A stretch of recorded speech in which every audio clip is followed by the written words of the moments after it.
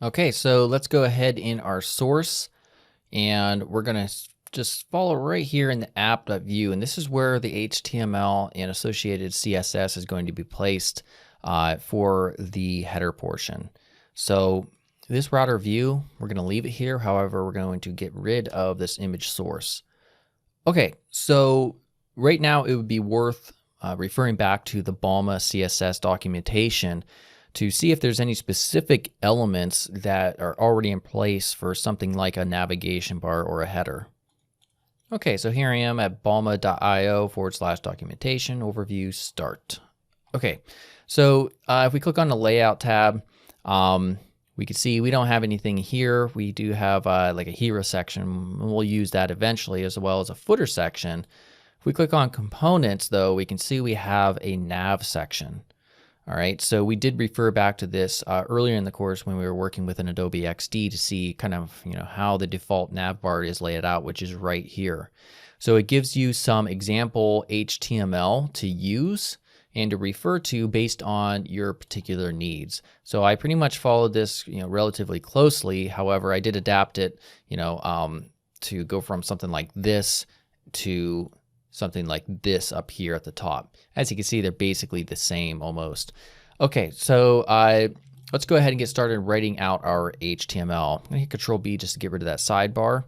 And all right, so the first element that we're gonna add is a class of nav. So div class equals nav, and a helper class, we can actually add a shadow with has hyphen shadow, and this is optional. You don't have to add it, but it's just barely noticeable. So I'm choosing to add it. And then inside of here, we have div class container, and container is also specific to Balma, and it's defined, and it adds a centered container from which you can place all of your content. Now you probably wouldn't add that if you wanted a fluid width layout. All right. Next here is also specific to the nav component. So div class equals nav left, and this is going to hold our logo. So we're going to put in a class nav item, and this is another item or class rather that we add for individual items like logo, the individual elements for our links and such. So my company. All right. So just after the closing tag of nav left, we're going to add in a span class of nav toggle. So span class equals nav hyphen toggle. And this is for the hamburger icon menu. And the way they have that set up is inside we have 3 additional spans which serve as each of the 3 horizontal lines that make that icon up. So there's just spans opened and closed. So copy that, paste it 3 times. We'll come back to this though to make it actually work and add some view specific functionality there. But we're going to leave it like that for now. So div class equals nav right and nav hyphen menu. Again, we're going to come back to this and add some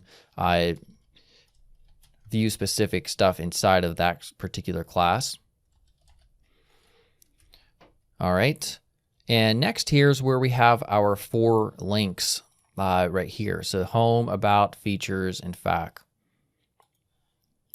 So ordinarily you would use like an Ahref or like a unordered list or something. But for us, we're going to be using something specific to view, which is router link. So router hyphen link. All right, 2, and you can think of this kind of like the href.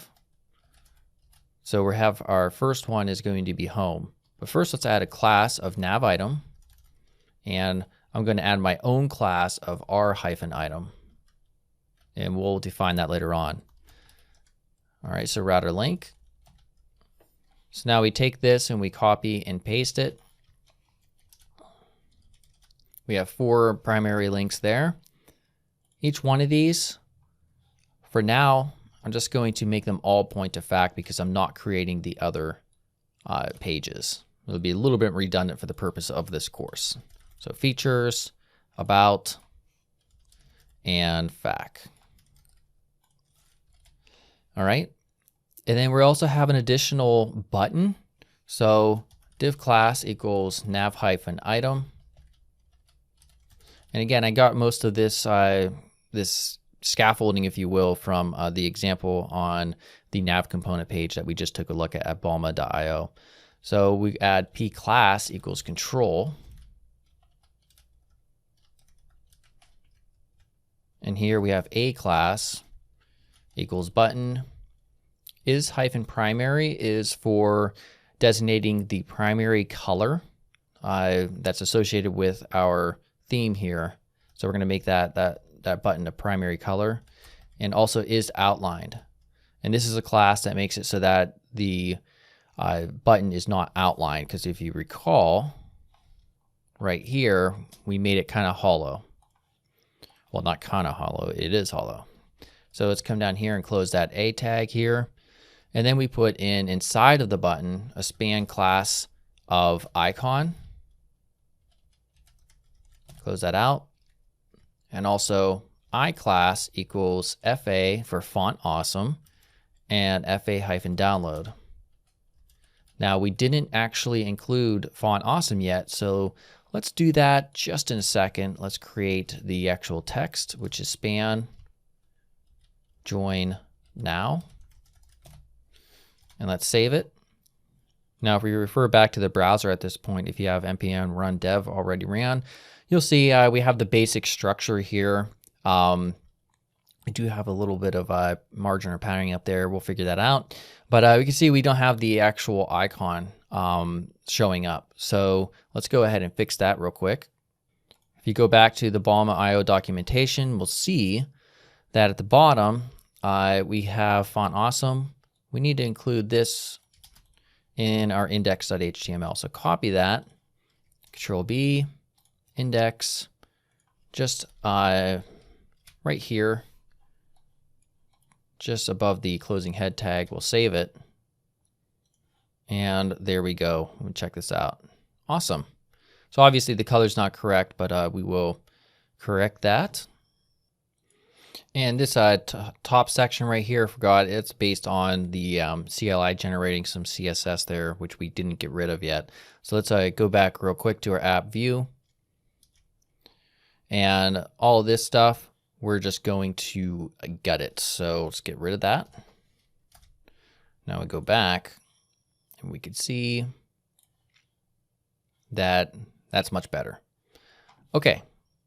Let's do some real quick CSS/Sass to get this thing working a little bit better, or looking a little bit better, more consistent with our mockup.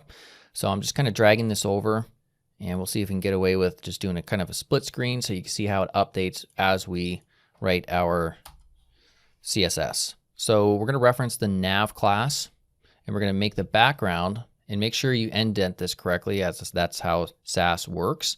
Background color. We'll make it 383838, and that's, you can grab that color code, by the way, from our mockup. That's what I used.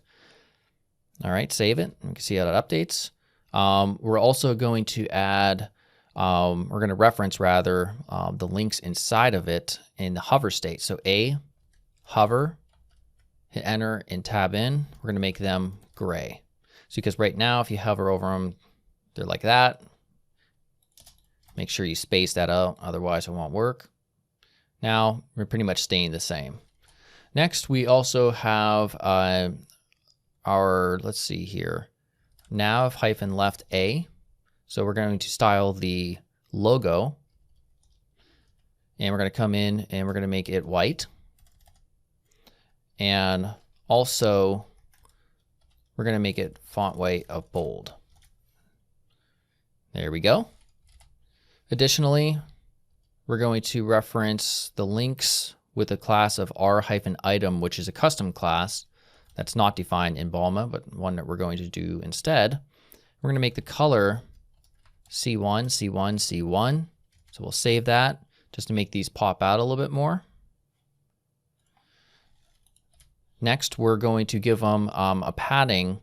So the padding will be 0.5 rems on the top and then 1.75 rems on the bottom. We'll save it. So it's going to space them out a little bit more. And then also just for mobile only, so we're going to add mobile here with the plus. We're going to make the color gray and their hover state. Sorry about that. And cool and hover. Give us some space here. We're going to make the background color really light. So F1, F1, F1. We can't really see this yet because the navigation isn't responsive when we can't see that, but we'll get to that momentarily.